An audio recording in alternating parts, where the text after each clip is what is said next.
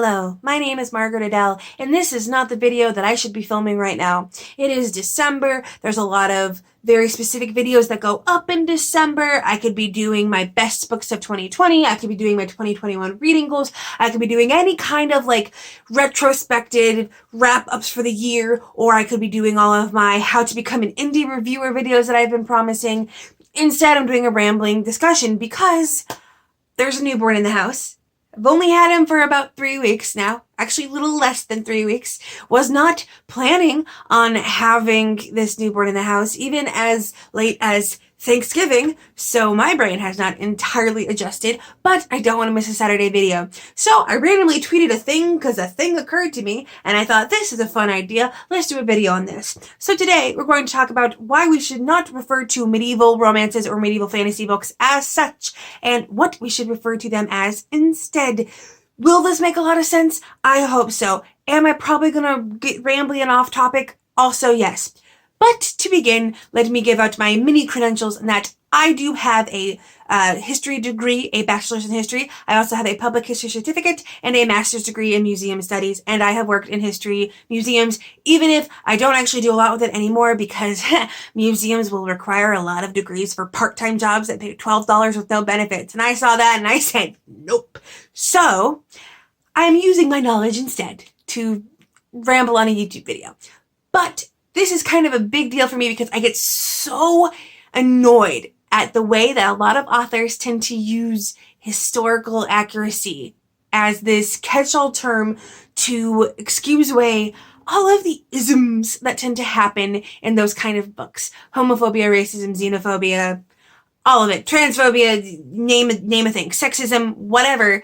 They tend to get explained away with it's historical marker. Now, you, of course, can argue that if the book introduces dragons, you now lose the right to claim historical accuracy in the first place, so why are we sticking to it? But also, there's a lot of medieval romances that are more set in reality that do the same things and still claim the same thing. But the problem is that the majority of these books have next to no research at all. In fact, even a cursory understanding of certain time periods will show you how wrong it is. One of the ones that tends to stand out to me the most is the use of corsets in these kind of places, wherein you will have a male character that is a full-on, could be full-on knight, and it's got a literal suit of metallic armor, but his lady love is wearing a corset. Not a thing. Those two pieces of clothing did not exist concurrently with each other. Now I know for all of you people who get really antsy about this, you can be like, oh well, actually, but there was the precursors to a corset, stays or a pair of bodies or whatever before then. But no.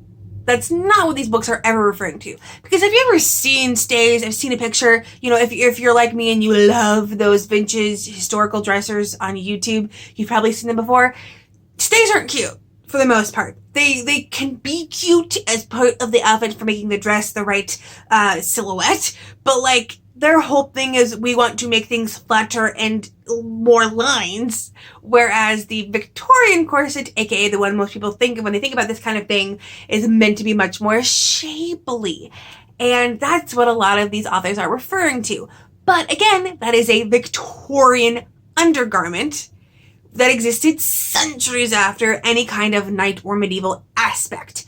The Victorians were as close to that time period as we are to even farther back than the Victorians, the Renaissance. There's just not a lot to do with those two things together. And it's this kind of infuriating thing where people will just be like, oh yes, it's old-timey. It's there. So here's a kind of a pro tip. If you can't name the exact era in which the book takes place, it's not historically accurate.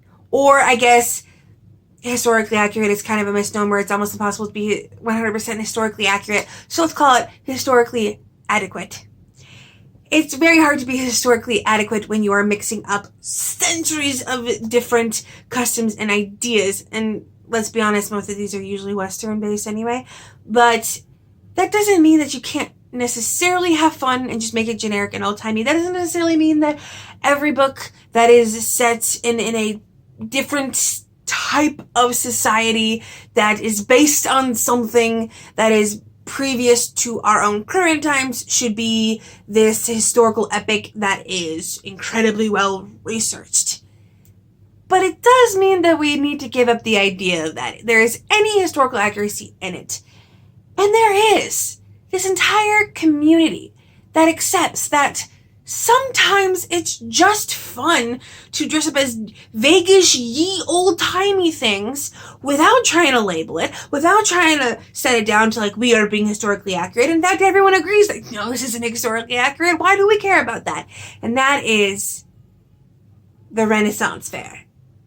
The Renaissance Fair makes absolutely no sense because it is supposed to be quote-unquote medieval, but it is called a Renaissance Fair. And a Renaissance, the Renaissance, is a very specific era of time, in a very specific place in time.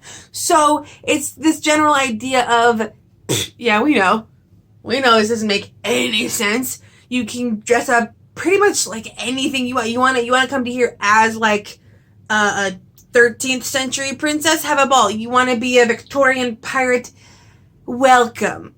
So I propose that instead of calling these things medieval romances, medieval fantasy, medieval anything, we toss out the word.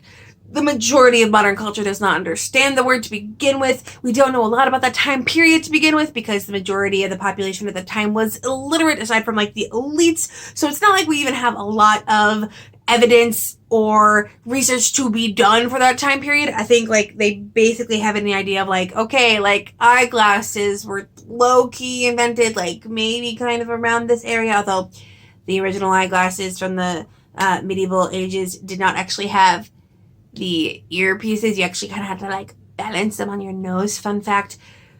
But for the most part, that would not be a fun time period to research as is. So if you're still not into the specific date and time type of historical book, may I propose that we just change the name to Ren Fair Fiction. There's ye oldie-timey things. There's like horses and swords and maybe flintlock weaponry if we're being fancy. And maybe some elves or the fae or other random magic, because everyone knows that it is fully allowed and even encouraged to go to Ren fairs with like the pointed ears and crazy fae outfits. So really, what we need to do as a society, or as the Bookternet, is just accept that, yeah, it is fun to just do vaguey, old-timey things, and there's magic, and I'm wielding a sword and having fun with it, but throw away the idea that anything in this genre has any real base in a specific place and time. There is no book I've read to date that is, honest to God, any level of medieval. Maybe if you're doing a King Arthur story, but even then they take a lot of liberties. So let's just toss it away. Just be done and call it Ren Fair Fiction. Or, as someone replied to that tweet in which I was bringing up this idea, RFF. I mean, I don't expect this to actually go anywhere. I don't even know how many people are actually going to watch this video that I'm just rambling about in. But I feel like I got that off my chest. I feel like I'm going to begin using this term more often. One of the videos I've thought about doing a lot of the time is doing like my own kind of weird dictionary video wherein I bring up all of the words and terms that I like to use, especially in like my book reviews, and like make my own index, or would it be a glossary? It'd be a glossary. The glossary of myself and the strange bookish terms I use to describe books I read in my reviews. So if you want to see that, let me know. Ren Fair Fiction would be on it, even though I feel like it's already just accepted as a thing. We just need a new name for it, because I'm real tired of this misnomer of medieval. Regardless, I hope this was at least semi-interesting to follow. I'm sorry if it was rambling, but this was actually low-key kind of fun for me to film. So, thank you. With nothing else to say, I hope you have a wonderful day and a marvelous tomorrow.